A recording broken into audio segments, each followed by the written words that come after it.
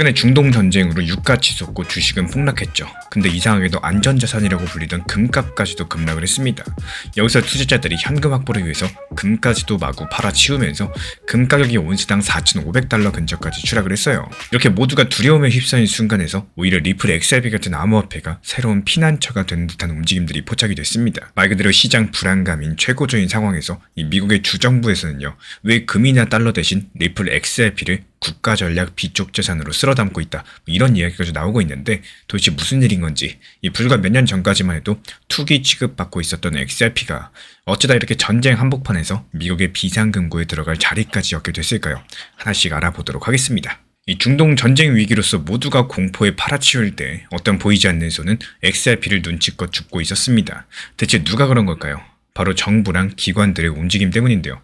사실 이번 전쟁 위기가 터지기 직전부터 이 미국 정부랑 주정부 차원에서 암호자산 비축을 위한 법적 기반들을 차곡차곡 다져왔었고, 작년 당시 트럼프가 뭐라 그랬었죠? 역사적인 행정명령에 서명했습니다. 이름하여 전략 비트코인 준비금, 미국 디지털 자산 비축고 설립 명령인데 이게 무슨 말이냐? 연방정부 차원에서 범죄자들로부터 압수한 비트코인을 팔아버리지 말고 국가 재산으로 쌓아두라는 겁니다. 그리고 비트코인 이외의 다른 코인들까지도 저장할 수 있는 별도 금고를 만들어라고 했는데, 트럼프 측에서 심지어 자기 소셜미디어에 새로운 디지털 비축고에서는 비트코인뿐만 아니라 이더리움, XRP, 솔라나, 카르다노 같은 이런 코인들도 포함될 것이다 라고 직접적으로 밝혔어요. 이 소식에 당시 시장이 들썩였던 거 기억나실 겁니다. 이렇게 연방 차원에서 암호화폐를 전략자산으로 인정을 해주면서 눈치 빠른 주정부들이 바로바로 움직임을 보여주기 시작을 했습니다. 가장 먼저 텍사스주가 반응을 했습니다. 같은 해 6월 텍사스주가 법으로 주정부 비트코인 준비금을 만들고 또 주 예산으로서 암호화폐를 보유할 수 있게 허용을 했는데요. 심지어 뉴햄프셔주 측에서는 주 예산의 최대 10%까지 비트나 금 같은 데 넣을 수 있게 법을 바꿨죠. 이렇게 우리도 비축하자 경쟁이 시작이 된 거고, 그리고 결정적으로 이번에 미주리 측에서는요, 엄청난 소식이 터졌는데, 미주리주 하원위원회가 HB 2080 법안에 표결을 부셨는데요. 결과는 찬성 6표, 반대 2표, 압도적인 가결로서 찬성이 됐습니다. 무엇을 가결을 했냐? 한마디로 미주리주 재무부에다가 금고에 리플 XRP 같은 암호자산들을 전략 비축물자로 쌓아두는 것들을 합법화하는 법안입니다. 여기서 더 놀라운 조항들은 일단 이렇게 확보한 코인은 최소 5년간 절대로 팔지 못한다. 이렇게 절대 못 팔게끔 법안 원문에다가 5년 동안 매각이라거나 양도를 금지하는 조항이 박혔는데요. 이 정부가 직접 코인을 사서 무려 5년 동안이나 꿀꺽 묶어두겠다는 뜻인 거고, 이게 의미하는 바가 뭘까요? 지금 시장에서 코인 물량을 정부가 앞장서서 잠근다는 뜻이겠습니다. 지금 당장 미주리주만 하더라도요, 이 법 통과 이후에 예산을 투입해서 XRP를 매수한다면 그 물량들은 5년 동안 시장에 안 나옵니다. 그동안 다른 주들도 따라하면 어떻게 될까요? 유통 물량이 부족해질 거고, 다시 말해서 공급 쇼크가 올 수 있다는 분석이 나옵니다. 수요가 갈수록 늘어나는데 공급은 줄어들면 어떻게 돼요? 당연히 가격은 상승 압력이 걸릴 수밖에 없겠죠. 그리고 이 법안에는 또 재미있는 내용이 하나 있습니다. 이 정부 요금과 세금을 암호화폐로 받을 수 있게 한다는 건데요. 예를 들어보자면 미주리주에서 앞으로 주민들이 USDC 서클 같은 달러 연동 코인으로 세금이나 각종 수수료를 내는 게 가능해질 수 있겠습니다. 물론 정부가 코인으로 받자마자 바로 미국 달러로 바꿀 수도 있겠지만요. 여기서 중요한 거는 기존 은행망 대신에 블록체인망을 결제 인프라로 사용하기 시작한다는 점, 이게 상당히 중요하겠죠. 그리고 또 한 가지, 이 법안은 주 재무장 측에서 이 미국에 기반을 둔 신뢰할 수 있는 제3자 암호화폐 수탁기관과 계약을 해서 보관을 맡길 수 있다고 했습니다. 쉽게 말씀드리자면은 미국 월가의 큰 손이나 또 암호화폐 기업 중에 하나가 정부 대신에 이 코인들을 안전하게 보관해주는 은행 역할을 하게 된다는 거죠. 그렇다면 누가 될까요? 이미 작년 12월 미 통화감독청 OCC가 리플랩스의 국가신탁은행 인가를 내준 일들을 떠올려보세요. 리플 같은 기업이라거나 혹은 코인베이스나 피델리티, 이런 전통 금융사가 이 역할을 맡게 된다면은 정부랑 월가가 손을 잡고 암호화폐 인프라를 공공 영역에다가 들여오는 엄청난 그림이 완성이 되는 겁니다. 여기까지 봤을 때 이 정부랑 기관들이 XRP를 바라보는 시각이 정말 달라진 게 보여지고 있는데, 이전 같은 경우는 암호화폐 하면은 무조건 위험하다, 가짜 돈이다, 싸늘해 썼는데, 이제는 국가 비상시 사용할 금고에 넣어둘 자산으로 격상된 것 같은 느낌이죠. 하지만 우리 구독자분들께서도 아마 속으로 이런 의문과 반론이 떠오르실 겁니다. 아니, 정말로 XRP가 안전자산 역할을 할 수 있는 거냐? 이번에 상승한 것도 그냥 우연하게 쇼스퀴즈 때문에 반짝 오른 거 아니냐? 실제로 지적하시는 분들도 계시는데요. 이 전쟁통에 잠깐 오른 걸 갖고 너무 과장하는 거 아니냐라는 거죠. 이 데이터로 보시면은 이번 분쟁 기간 동안 비트코인과 XRP 가격이 주식시장과 여전히 높은 연동성을 보였다는 분석도 있습니다. 이 전쟁 불안에 결국에 함께 휩쓸려 내려갔다는 뜻인데요. 그리고 트럼프의 행정명령도 따져보면요. 연방정부가 신규 세금으로 코인을 더 사들이는 것은 금지가 돼 있어요. 이 몰스품으로 받은 코인만 비축하려고 선을 그었기 때문에, 그러니까 미국 정부 차원에서 지금 당장 XRP를 시장에서 쓸어 담는다, 이런 식의 이야기는 너무 나간 해석이 아니냐, 이런 반대 의견도 나옵니다. 한마디로 정부가 직접 매수하는 일은 없을 테니까 기대만큼 큰 수요 증가는 없을 것이라는 거, 그리고 XRP도 아직까지 위험 자산인데 안전자산으로 착각하면 안 된다는 지적입니다. 이 정말 그럴듯한 지적이죠. 확실히 연방정부가 지금 세금으로 코인을 사모으는 건 아니니까요. 그리고 XRP도 전쟁 초기에 한때 크게 출렁였던 게 사실이기 때문에 이런 반론들이 나올 수도 있겠습니다. 하지만 또 이런 반론만으로는 부족한 부분도 존재하는데요. 왜냐하면 지금 벌어진 일들의 구조적인 변화들을 모두 설명하지 못하기 때문입니다. 가장 먼저 이 주정부들의 행동을 보세요. 연방정부 눈치를 보던 각 주들에서 이제는 직접 암호자산을 사들이고 있습니다. 텍사스주, 뉴햄프셔주, 애리조나주, 그리고 이번에 미주리주까지도 가세를 했죠. 심지어 법으로 5년씩 묶어두겠다라는 건데, 처음에는 기부나 소액으로 시작할지 몰라도 일단 법이 마련되면은 예산을 늘리는 거는 시간 문제예요. 서로 앞다퉈가지고 예산 투입하려고 할 거고, 다른 주도 사는데 우리도 사자, 이런 분위기 아실 겁니다. 게다가 결정적으로 규제 리스크가 사라졌습니다. 이 3월 17일 미국 SEC랑 상품 선물 거래위원회 CFTC가 공식적인 선언을 했었죠. 리플 XRP를 포함한 16개 암호자산에 대해서 디지털 상품이다라고 공식 인정을 했습니다. 이제 XRP는 미등록 증권이 아니다라고 못을 박은 건데요. 이건 엄청나게 큰일입니다. 그동안 미국 기관들이 XRP를 못 건드린 건 미국 SEC 소송 때문이었어요. 자칫 잘못하면 불법 증권 취급될까봐 겁을 냈던 거죠. 근데 이젠 XRP가 법적으로 깨끗한 신분증을 받았고, 전통 금융 큰손들, 예를 들어서 은행이나 연기금들, 자산운용사들이 안심하고 XRP를 매수할 수 있는 길이 열리게 된 겁니다. 실제로 이번 발표 직후에 월가 자금이 서서히 XRP 시장으로 들어오고 있다, 이런 보고도 나오고, 예를 들어가지고 기존에 승인된 XRP 현물 ETF들로서 수천만 달러 단위의 신규 자금이 유입되고 있고요. 미국 주요 거래소에서도 고래 투자자 지갑이 포착된다는 얘기가 있어요. 결국에 이제부터는 제도권 자금이 XRP를 못 살 이유가 없다는 겁니다. 그리고 우리가 처음에 목격한 XRP의 하반경직성, 그러니까 떨어질 때 잘 안 떨어지고 누군가 밑에서 받쳐주는 모습들, 이게 누구였겠습니까? 바로 이런 기관들일 가능성이 높은 거고, 전쟁 공포로 공매도 세력은 득세했겠지만 결국에 SEC 선언으로 이제 문제없다, 이런 신호를 받은 큰돈들이 하방에서 받아냈다고 보는 게 자연스럽겠습니다.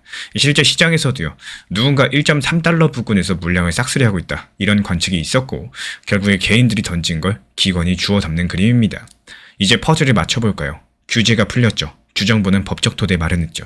거기에 지정학적인 위기가 전통자산의 약점까지도 드러냈죠. 이 모든 게 겹쳐지게 되면서 XRP가 단순 코인이 아니라 금이나 달러를 보호하는 새로운 안전판 역할을 한다는 서사가 힘을 얻고 있는 상황입니다. 그렇다면 앞으로 어떤 일이 가장 가능성 있게 전개될 수 있을까요? 정말 많은 시나리오가 있겠지만 지금 흐름을 이어서 보신다면 이 시나리오가 가장 유력해 보입니다. 전쟁 불안감이 길어지면서 인플레이션 압력이 계속 큰 상황을 가정해 봅시다. 그러면 미국의 공화당 성향 주정부들, 예를 들면은 지금 말한 미주리주, 그리고 텍사스, 애리조나, 펜실베니아, 이런 주들 앞다퉈가지고 암호자산 비축 법안을 통과시킬 가능성이 높을 거고, 우리도 5년 락업 금고 만들자, 이런 열풍이 불겠죠. 또 동시에 미국 SEC랑 CFTC의 XRP 면제부 덕분에 미 월가의 거대 자본이 이제 거리낌이 없이 XRP를 편입하기 시작을 할 겁니다. ETF든 펀드든 포트폴리오의 XRP 비중을 늘리겠죠. 이렇게 되면 두 갈래 수급 충격이 동시에 옵니다. 이 정부 차원의 물량 잠그기, 그리고 기관 차원의 대량 매수가 겹치게 되는 건데, 그렇다면 결과는 어떻게 될까요? 시장에서 거래될 수 있는 XRP가 급속도로 줄어들 거고, 가격은 수요를 따라서 갈 수밖에 없을 거고, 전 세계적인 위기 상황에서도 XRP는 오히려 달러 가치 하락을 해지해주는 디지털 안전자산으로 재평가 받을 가능성이 높겠습니다. 그리고 2026년 하반기쯤에는요, XRP 가격이 사상 최고치를 넘을 수도 있다는 전망까지 조심스럽게 나와주고 있어요. 결국에 정리하면 이렇습니다. 전쟁이라는 극단적인 위기가 금과 같은 기존 안전자산의 한계를 드러냈고요. XRP랑 비트코인 같은 디지털 자산이 새로운 대안으로 부상하고 있습니다. 여기에 트럼프 행정부랑 주정부들의 정책 변화, 그리고 미국 SEC의 규제 해소까지도 맞물려 돌아가게 되면서 XRP는 이제 국가가 공인하는 자산 지위까지도 얻게 됐어요. 이 단순한 투자형 코인이 아니라요, 디지털 폭트노스, 즉 국가 금고에 들어갈 자산으로 격상됐다는 의미겠죠. 믿기지 않을 정도로 정말 빠른 전개입니다. 물론 100% 단정할 수는 없겠지만요. 지금까지 공개된 팩트들을 보면 이런 흐름들이 뚜렷하다라는 거고, 그렇다면 다음 질문이 남습니다. 만약에 정말 이 전쟁이 극적으로 끝나버리면 어떻게 될까요? XRP에 몰렸던 이 관심과 매수세가 계속될 수 있을지, 아니면 또 다른 국면으로 바뀔지, 그 부분은 다음 영상에서 파헤쳐 보도록 하겠습니다. 리플이 하락했다가 조금 상승하고 다시 하락하는 흐름들이 반복된다라고 해서 굳이 스트레스를 받을 필요가 전혀 없습니다. 어차피 내가 지금 당장 매도할 계획이 없으시다면요, 이 짧은 변동성에 대해서 조급해하고 답답해하고 이런 것들을 느끼는 것 자체가 오히려 독이 될 수가 있다라는 거. 여기서 중요한 건요, 현재 가격의 움직임 정도가 아니라 이런 구간들에서 내가 무엇을 준비하고 있느냐겠죠. 지금은 단순하게 버티는 시간이 아니라 평균 단가에 대해서 어떻게 낮출 것인지, 비중은 어떻게 조절을 할 것인지, 수량을 얼마나 효율적으로 늘려나갈 것인지, 여기에 대해서 집중을 하셔야 되는 구간이겠습니다. 이런 과정들이 잘만 쌓이게 된다면은 또 시장 분위기가 또 반등으로 바뀌었을 때 내가 서 있는 위치 자체가 완전히 달라지게 된다는 건데요. 똑같은 상승장이 오더라도 누군가는 본전 회복을 얘기를 하고 또 누군가는 수익 구간에서 여유롭게 대응하는 이유들이 바로 여기에 있습니다. 이 준비 과정의 차이라고 볼 수가 있는 거고, 그래서 지금 같은 시기에서는 내가 바꿀 수 없는 것 그리고 바꿀 수 있는 것들을 명확하게 구분하는 것들이 중요하다라고 생각을 해요. 이 시장의 방향성, 가격의 단기 움직임들 내가 바꿀 수 없는 영역이죠. 하지만 나의 매수 방식들, 비중 조절형들, 그리고 대응 전략들 충분히 내가 바꿀 수 있는 영역이죠. 이런 것들을 구분하지 못하시면은 이 바꿀 수 없는 것들을 계속 감정을 사용하게 되고 정작 중요한 대응은 놓쳐버리게 됩니다. 반대로 이걸 명확하게 나누게 되면요, 이 시장이 흔들림을 준다라고 할지라도 내 기준들은 흔들리지 않게 됩니다. 결국에 투자에서 중요한 점은 시장을 통제하는 게 아니라 나의 대응을 통제하시면 되는 겁니다. 결국에 살아남고 또 결과를 만들어내는 사람들은요, 시장에 휘둘리는 사람이 아니라 어떤 상황이 올지라도 자신의 기준을 지켜나가는 사람입니다. 지금 같은 시장에서 가장 중요한 점은요, 한 가지 방향성에 대해서만 보시면은 오히려 손해볼 수밖에 없는 시장입니다. 그렇다면 어떻게 접근을 해야 되느냐? 지금은 무조건 투트랙 전략이 필요한 장이다, 이렇게 보여주고 있는데요.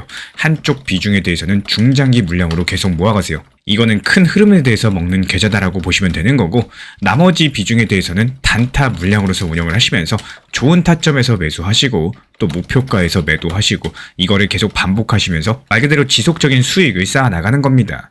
방금 전 엘프코인 같은 경우는 124원 구간에서 매수해가지고 129원의 목표가 도달하면서 수익 실현했고요. 도지코인도 역시 마찬가지로 140원 구간에서 매수해서 145원의 목표가 도달하면서 수익 마무리됐습니다. 여기에서의 핵심이 뭐냐? 아무 데서나 막 들어가는 게 아니라 좋은 자리에서 미리 진입을 하고 여기에 따른 정확한 목표 가격을 미리 정해놓고 대응을 했다는 점입니다. 이렇게 단타로서 만든 수익들은 중장기 포트폴리오 계좌로 옮겨가지고 이 중장기 물량에 대해서 계속 축적하고 쌓아 나가시면 되는 거고요. 그리고 나머지 수익에 대해서는 다시 한번 단타 계좌에 넣어가지고 키우는 데 쓰셔도 되고, 아니면 개인적으로 그냥 활용하셔도 됩니다. 뭐 가족들하고 외식을 하거나 평소에 못 샀던 거 사거나 여러 가지 방법으로 스트레스를 풀 수도 있겠죠.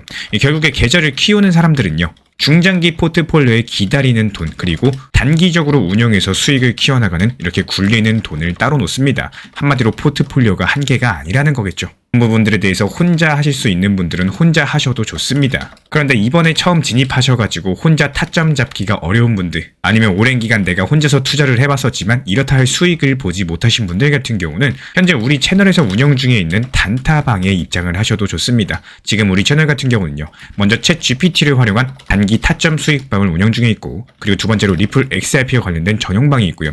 세 번째로 톡보를 빠르게 전달드리고 있는 브리핑방이 있습니다. 이렇게 세 가지 방을 운영 중에 있기 때문에 원하시는 방 입장에 대해서 말씀을 해주시면은 제가 직접 안내 도움 드리도록 하겠습니다. 그리고 챗 GPT 활용방 같은 경우는요, 1년 365일 시장 모니터링하면서 시장이 하락했을 때 좋은 자리에서 진입을 하거나 진입 이후에는 목표 가격을 미리 걸어놓고 매도 체결되면은 알림 드리면서 시장이 추가적으로 상승이 예상되는 경우에만 신규 타점을 드리고 있기 때문에 지금 시장이 과연 추가 하락이 예상되는 시장인지, 아니면 바닥을 짚은 시장인지, 아니면 다소 비싸게 내가 매수하더라도 더 비싸게 매도할 수 있는 시장인지 인공지능과 챗GPT 활용해서 짚어보면서 대응에 대해서 도움드리고 있습니다. 우리 구독자분들께서는요, 하루 종일 차트만 보고 있을 필요가 없어요. 원칙대로만 편하게 그냥 대응하시면 되는 거기 때문에 이런 부분들에 대해서 우리와 함께 하고 싶으신 분들만 댓글창 링크 통해서 신청해 주시면 되고요. 다른 거 바라지 않습니다. 구독과 좋아요만 눌러주시고 영상 보시면서 따라와 주시기 바랍니다. 지난 폭락장에서 XRP 1830원 그리고 1900원서 이렇게 두 차례 분할 매수 들어갔던 물량들 이번에 2200원 단기 매도하면서 깔끔하게 나왔죠. 추가적인 매수 매도 타점 속보로서 받아보고 싶으신 분들께서는 현재 보이는 번호로 연락 주시거나 댓글창 링크 통해서 신청 주시면 확인되는 대로 입장 드리겠습니다.